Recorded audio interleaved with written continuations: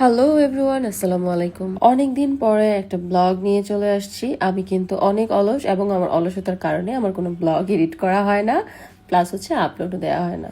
দুনিয়াতে এত কষ্ট আমার কোনো কিছুতে লাগে না যত কষ্ট ভিডিও এডিট করতে বসলে লাগে। এই ব্ল্যাক ড্রেসটা আমার জন্য স্পেশাল, তাই আমি ভাবলাম যে আমি আজকে এটা আরেকবার পরি, কিন্তু আমার মনে হয় আমি আর জীবনে এটা পরবো না। আজকের গাজীপুর যাওয়াটা টোটালি আমার ইচ্ছার বিরুদ্ধে ছিল। আমি একটু অসুস্থ ছিলাম, আমার ইচ্ছে করছিল না যে আমি যাই, কিন্তু আমার বোন আর হচ্ছে আমার দুলা ভাইয়ের কথায় আমি যাচ্ছি জোর করে। আর এই যে পিগ্গুর কথায়, শাওন চলে যাওয়ার পর থেকে এমনিতেও আমার ভিডিও একদম করাই হয় না, আর আমার ভালোও লাগে না। কারণ আগে আমরা ভাই বোন চাইলে যখন তখন বেরিয়ে যেতাম, কিন্তু এখন আসলে একা হয়ে যাওয়াতে আমার সেটা ইচ্ছাও করে না। সেই জন্য ভিডিও একেবারেই কম করা হয়, আর আমার ভিডিওতে একদম মনোযোগও দেওয়া হচ্ছে না। আমার মনে হয় প্রত্যেকটা মেয়ের জীবনে একটা ভাই থাকা খুবই দরকার, সেটা হোক ছোট ভাই হোক বড় ভাই। এখন এসে অনেকে এখানে বলবে কি ক্যামেরাম্যানের কাজ করার জন্য? না রে ভাই, ক্যামেরাম্যানের কাজ করার জন্য না। পৃথিবীতে ভাই বোনের সম্পর্ক কতটা মধুর এটা আমরা সবাই জানি। আমার পাশে যতদিন আমার ভাই ছিল আমার মনে হয়েছে আমার অনেক শক্তি। জীবনটা এমন অদ্ভুত, যত বেশি আমরা মানিয়ে নেওয়ার চেষ্টা করি তত আমাদের উপর চাপিয়ে দেওয়া হয়। সম্পর্ক যেটাই হোক, প্রত্যেকটা সম্পর্কের মধ্যে সম্মান থাকাটা অনেক বেশি জরুরি। যখন কোনো সম্পর্ক থেকে আপনার প্রতি সম্মান উঠে যাবে, তখন সেই সম্পর্ক থেকে যত দ্রুত সম্ভব সরে আসাই ভালো। যখন কোনো সম্পর্কের প্রতি বা কোনো মানুষের প্রতি সম্মান উঠে যায়, নষ্ট হয়ে যায়, তখন সেই সম্পর্ক আর কখনোই আগের মতো হয় না। তাই যে কোনো সম্পর্কে ভালোবাসা আর বিশ্বাস খোঁজার আগে এটা খোঁজা উচিত যে সেই সম্পর্কে নিজের সম্মানটা আছে কিনা। আজকে আমার মনটাও খারাপ ছিল। আজকে আমার ইচ্ছে করছিল আমি বাসায় যদি ঘুমাতে পারতাম, সেটা মনে হয় সব থেকে ভালো হতো। দেখতে দেখতে আমরা চলে আসছি খুব কাছাকাছি।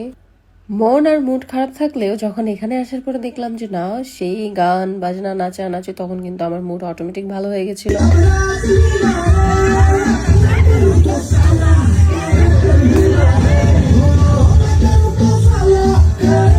আর নাচানাচি শেষ হওয়ার পরে আমাদের একটা প্ল্যান হয় যে আমরা সবাই মিলে ভোরবেলা খেজুরের রস খেতে যাব। ভোরবেলা তাও মানে কি অনেক ভোরে, 4টা-5টার দিকে। আর এই প্ল্যান অনুযায়ী আমরা সারা রাত কেউ ঘুমাই নাই, সবাই বসে শুয়ে আড্ডাবাজি করেছে। ঘুমাই নাই বললে কিন্তু ভুল হবে, আমি কিন্তু চান্সে একটু ঘুমাইছি এবং আমার শরীর খারাপ হয়ে গিয়েছিল। তারপরে আমরা 3:30-4টার দিকে রেডি হয়ে সবাই বাসা থেকে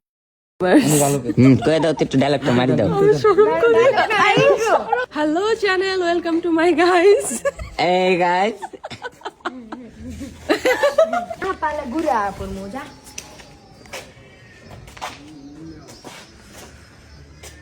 আমি কিন্তু ক্যামেরার বাইরে আছি।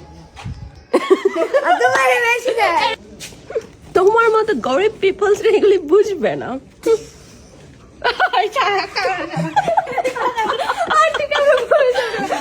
বেচারি লজ্জা পায় ক্যামেরাম্যানের বকাবকি শুরু করে দিছে ক্যামেরা সরানোর জন্য। আর হ্যাঁ, এটা শুধুমাত্র একটা মজা করার জন্য ভিডিও ছিল, সো এটার আবার কেউ সিরিয়াসলি নিয়েন না। আর এই দেখেন হচ্ছে রাস্তার অবস্থা। আমরা যাচ্ছিলাম হচ্ছে পুবাইলে মিনের বাজার। আর পুবাইলে এত বেশি কুয়াশা ছিল, হুট করে আমরা কুয়াশার ভিতরে ঢুকে গেছি। আমরা যখন বাসা থেকে বের হয়েছি তখন ফজরের আজানও দেয় নাই, আমরা তার আগেই বের হয়েছি, আর ঘন কুয়াশা ছিল অনেক। আমরা এই পর্যন্ত রাস্তায় আসার পরে আজান দিয়ে দেয় ফজরের। আর কিছুক্ষণ পরেই আমাদের এই যে এত এক্সাইটমেন্ট সব হচ্ছে একদম মাটি হয়ে যায়, কারণ আমরা জানতে পারি যে আমরা যে ইনফরমেশন নিয়ে আসছি সেটা ভুল। আর আমরা যেখানে যাচ্ছিলাম সেখানে রস টস কিছু নাই। সো যে আমাদেরকে ইনফরমেশন দিয়েছে ওরে মন চাইতেছিল পা থেকে মাথা অব্দি থাপড়াইতে, কি আর করার।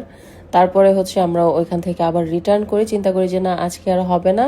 সো এখান থেকে আমি রিটার্ন করি আমার বাসার উদ্দেশ্যে, ঢাকার উদ্দেশ্যে। আর ওরা হচ্ছে ওদের বাড়িতে চলে যায়। এখন এই পর্যায়ে এসে আমার মনে হচ্ছে সারাটা রাত মাটি হইল, ঘুমাইতেও পারলাম না, বোরিং হইলাম, আসলে কি পাইলাম। পরে আমি অনেক মিলায় দেখলাম যে আসলে কিছুই পাইলাম না। জীবন থেকে এরকম কিছু কিছু সময় আসলে চলে যায় যখন আমরা কিছুই পাই না, হুদাই কিচ্ছু নাই। যাই হোক, এদিকে আমার তো জ্বর টোর এসে অবস্থা খারাপ। এই ছিল সেদিনের কুয়াশা আর শীতের অবস্থা। সো যারা ভিডিওটা দেখছেন সবাই অবশ্যই লাইক, কমেন্ট অ্যান্ড শেয়ার করে দেবেন। ভালো থাকবেন, আল্লাহ হাফেজ। দেখা হচ্ছে অন্য কোনো ভিডিওতে।